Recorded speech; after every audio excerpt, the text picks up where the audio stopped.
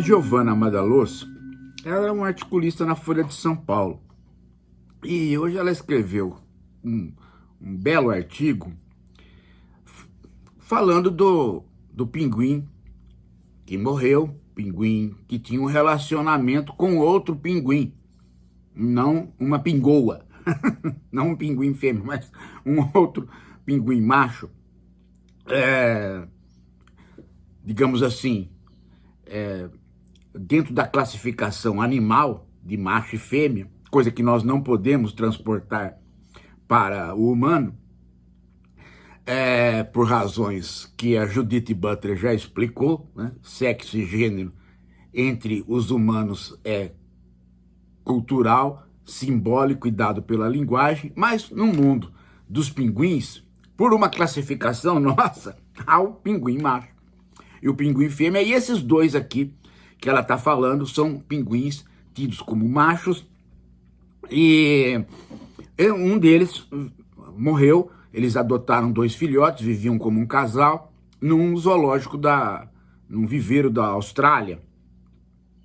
E ela faz um belo artigo lembrando, né, de uma série de coisas que esse pinguim não passou e que aquilo que seria o correspondente dele, né, ela deixa a entrever, né, que o correspondente dele no mundo dos humanos passaria. E aí ela fala do bullying, ela fala de sair do armário, enfim, tudo aquilo que no mundo humano ocorre com o preconceito contra a comunidade LGBT em geral. Principalmente agora, né, com os trans, porque virou a bruxa do momento para a direita. Bem, às vezes, é claro, o artigo é um artigo ficcional, literário, não cabe nenhuma consideração em relação ao artigo de ordem das ciências humanas, a não ser, talvez, da estética. Bom, mas fazendo um contraponto, não como crítica ao artigo, mas fazendo um contraponto, aproveitando a narrativa para uma outra narrativa, eu quero chamo a atenção de vocês para essas nossas ideias a respeito do mundo animal, né? O mundo animal ora aparece como um mundo onde o relacionamento do tido como macho e do tido como fêmea é natural, todas as espécies seriam de múltiplos relacionamentos, e aí se transporta para os seres humanos a naturalidade disto. E se esquecendo que nos seres humanos não há naturalidade. Há muito pouca naturalidade nos seres humanos. Bom, esse é um dado. O outro dado é que, olhando para o mundo animal, olha-se para o sexo como algo restrito. E aí faz também a transposição do sexo como algo restrito para os humanos. O sexo não é sexo no mundo animal. E o sexo é outro sexo no mundo humano. Todavia, há um comportamento estreitamente parecido quando nós começamos a olhar para o sexo, a atividade sexual, a atividade de acasalamento, de enamoramento a partir da simbologia. Então, ao invés da gente fazer o caminho do animal para o homem, a gente faz o caminho aconselhado pelo Marx, né? É a anatomia do homem que explica a anatomia do macaco. É o polo mais avançado que explica o polo mais atrasado. Se a gente imaginar que há um progresso na evolução. Então, quando a gente vai do homem para o macaco ou para os outros animais, a gente nota uma coisa muito estranha que a gente não esperava. O quê? Que esse comportamento do pinguim não é o comportamento dos outros animais. Esse caso do pinguim é um caso à parte. E nem se sabe se ele é relativo aos pinguins. Talvez tenha sido um casal. Por quê? Porque no mundo animal, quem faz sexo, principalmente o macho, se ele faz sexo com outro macho, ele é, sim, agredido pelos outros machos. Ele é, sim, discriminado. Ele é, sim, vítima de violência. E ele é também, ao mesmo tempo que ele é vítima de violência, ele é também, né, abusado sexualmente. Isso, no mundo dos mamíferos, a gente encontra a dar com pau. No mundo dos macacos, então, nem se fale. É muito. É sim. Não sabia? Pois aí um monte de vídeos para vocês verem isso, pesquisa e tal. O que isso nos revela? Isso nos revela que há alguma coisa que está errado nessa descrição de sexo. Há algo maior que o sexo que envolve a descrição do chamado sexo e que a gente acaba desconsiderando. De modo que as pessoas começam a falar excessivamente em crime sexual. É ótimo do ponto de vista de você proteger minorias. Perfeito. Mas do ponto de vista do nosso entendimento do crime e do nosso entendimento de nós mesmos, é péssimo. Por quê? Porque o crime sexual jamais ele é sexual.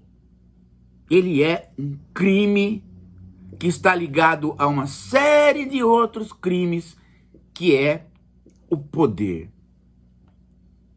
Achar que sexo é sexo e não entender que ele é fundamentalmente poder, não entender que ele é fundamentalmente alguma coisa do fazer-se feliz por si e pelo outro,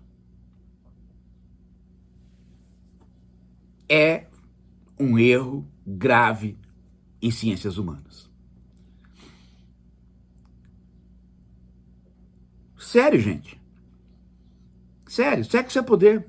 A simbologia do poder está atrelada ao gozo sexual no homem. E quando a gente vai para os animais que não trabalham com símbolos, não trabalham com signos, a gente encontra alguma coisa muito estranha que também corresponde à ideia de sexo como poder. O macaquinho resolve olhar para outro macaquinho. E, de repente, há um acasalamento dos macaquinhos. E um deles adota o comportamento que o bando entende como sendo o das fêmeas. E aí, os macacos vão lá e batem nele. É interessante que o chefe dos macacos, o macaco mais forte, bate menos. Quem bate mais são os outros. Do tipo assim, o chefe já bate em todos, já tem o exercício do poder pleno. Aos outros que falta poder, é que é preciso bater no mais fraco para ter um mínimo de fatia do poder e um mínimo de satisfação. Satisfação é essa que você pode chamar de sexual, mas você pode chamar de satisfação em geral.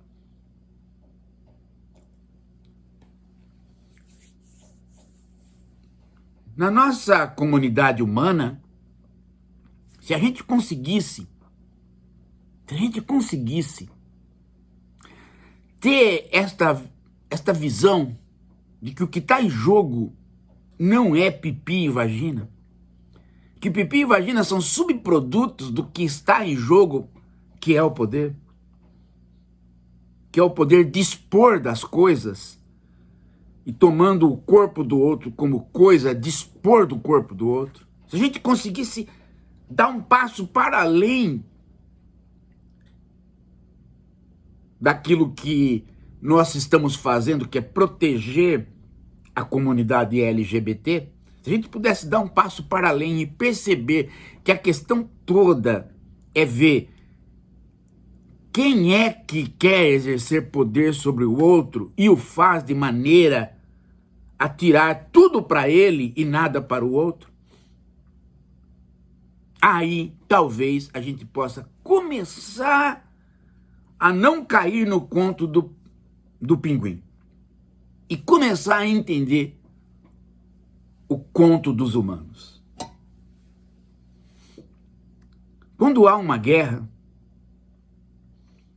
e um povo domina o outro, no período de confronto, quando não há nenhuma fêmea na jogada, só machos, você vai encontrar N casos de estupro. Estupro com pênis, estupro com pau, N casos de humilhação que tem conotação sexual. Ou seja, o sexo aparece ali como um dos elementos de exercício do poder sobre o outro, da humilhação e do tirar do sexo toda a vantagem que ele dá para um, sem ser para o outro. Ora, quando você tira os homens da jogada e põe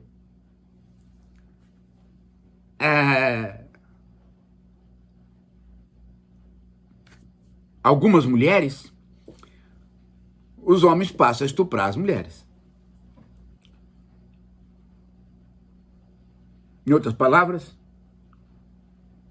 aquele que apanha, aquele que é submetido à humilhação, aquele que é submetido ao prazer sádico do outro é o mais fraco. Ou pelo menos que adota o comportamento daquele tido como um comportamento mais fraco. Então, o dito comportamento feminino, na nossa sociedade e na dos mamíferos em geral, aparece como mais fraco. O resultado disso é que é preciso aproveitar-se dele para tirar um naco de satisfação de poder. E aí, você pode dizer, mas então por que ele não pega o mais fraco e estrangula? Não, estrangula. Faz todo tipo de tortura. Mas então por que faz a sexual? Ora, porque na sexual o domínio aparece no seu apogeu. Por quê? Porque quando eu estou gozando, eu perco a minha possibilidade de controlar o outro. Por alguns instantes do gozo, mesmo que seja só eu gozando e o outro não, ou talvez exatamente por isso, sou eu que perco o controle. Todos os meus sentidos, tudo em mim arrefece. É como a noite do Hobbes, né? Na noite, o homem dorme, então ele está à mercê de qualquer perigo. A noite hobbesiana se instaura no momento do gozo. Qualquer um, no momento que o outro está gozando, se ele não estiver, ele pode reagir. Então, o exercício maior de poder é eu poder gozar, poder dormir, digamos assim, né? Entrar na noite hobbesiana e você não reagir. E você não se aproveitar desse meu prazer e dessa minha perda de controle do meu eu para reagir. Esse é o poder máximo. É o poder de dormir diante do inimigo. Dormir aí entre aspas, né? Embora também até seja. É o poder exercer o gozo e você não reagir. Você saber que eu estou ali à mercê. Estou escutando menos, estou extasiado. Não posso reagir, pelo menos durante aqueles minutos. Durante aqueles minutos eu não posso reagir. E nem tanto. Mesmo durante aqueles minutos. Você não vai se ficar insubordinado. Você vai estar controlado por alguma outra força. Ou correntes, ou lanças, ou simplesmente estar na câmara de gás enquanto eu estou fora te olhando e me masturbando. Mas é importante que eu possa mostrar para você que na perda de controle eu ainda exerço o poder. E mostrar para mim mesmo que na perda de controle eu ainda sou o que controlo e que exerce o poder. Eu gozo, você não. Então, isso dá para o plano do poder e, portanto, da violência, algo extraordinário. E se a gente conseguir olhar o poder e a violência e o sexo por este crivo que eu estou dando para vocês, vocês passam a entender que o crime sexual é um crime de violência de caráter gradual. Ele é uma violência como outra. Muita gente diz, essa teoria é ruim, porque ao fazer essa violência como uma violência como outra, você retira o poder da lei de reprimir este tipo de crime. E é este tipo de crime que ofende as minorias. Sim, eu estou entendendo. Mas uma coisa é você dar força para a lei. Outra coisa é você entender o que está acontecendo. Porque senão você acha que realmente há o crime hediondo. E você começa a achar que o sujeito entra na casa de uma pessoa, vê uma pessoa velhinha, dá uma facada na cabeça dela, e não é um crime hediondo, só é hediondo se ele estuprar a velhinha. E aí você perde todo o parâmetro do que é a violência na sociedade. Na ânsia de proteger minorias, você acaba reduzindo o sexo ao sexo, e não o entende. E aí você começa a dar margem para os moralismos. Os moralismos da era vitoriana. Oh, o sexo! Oh, o sexo! Oh, o sexo! E isso, ao invés de libertar as minorias, como é que se diz? Reitera a ideia de que LGBT é alguma coisa dada pelo conceito de sexo restrito.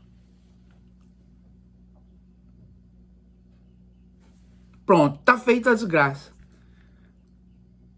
Perde-se, ao invés de se ganhar direito, perde-se direito. Tanto é que uma boa parte da direita só entende a homossexualidade se há a penetração de um homem sobre outro homem. Senão, mas quem que penetrou? Fui eu que penetrei, eu sou o macho. Ele é a bichinha. Como se penetração anal também não existisse entre homens e mulheres, e como se penetração de cotovelo com cotovelo também não fosse sexual, dependendo da situação. O corpo é uma pleiade de erotismo. Ele depende do simbólico, ele depende da linguagem para se erotizar, ele depende da imaginação. É por isso que eu digo para vocês, sexo é 50% amor, 40%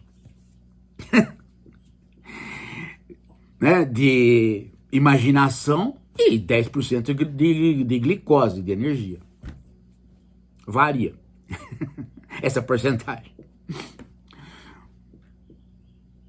Perceberam, gente? Perceberam onde é que está o problema de você levar a sério a história dos pinguins, mais a sério do que literatura? Não pode. Sexo nunca é o sexo.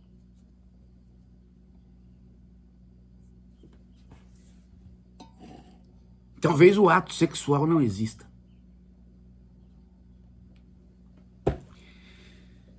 É isso.